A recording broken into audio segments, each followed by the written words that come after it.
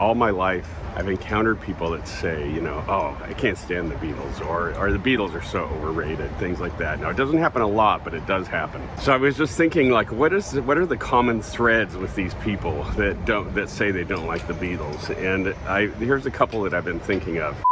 They don't really seem to understand the magic of music, the beauty, the splendor of music. They just don't get that kind of a buzz from music. If I were to tell them how a certain song would make me cry sometimes, they look at me like I had a third eyeball growing out of my forehead.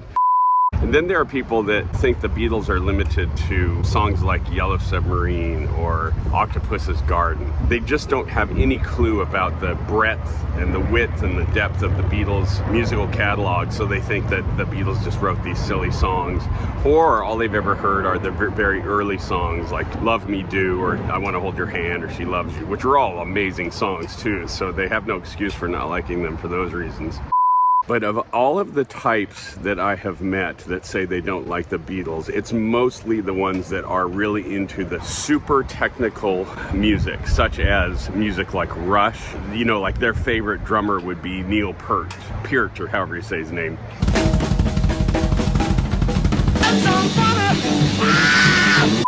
Or they're jazz snobs, stuff like Steely Dan. And I love Steely Dan, but it's super technical music, very precise in its presentation.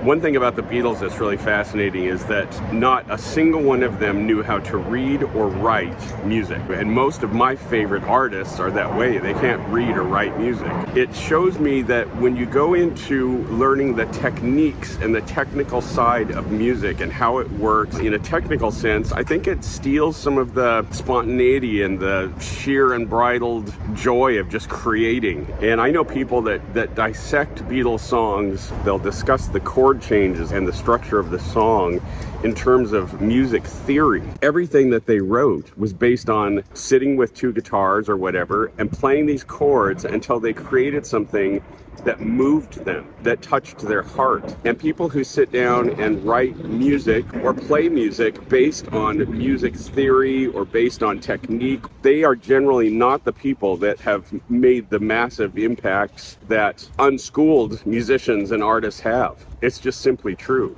And then there are those that simply have terrible taste in music. But I won't go into that. But if you ask them, like, what kind of music do you like? And then they tell you, and it's like, okay, I get it. I get it why you don't like the Beatles.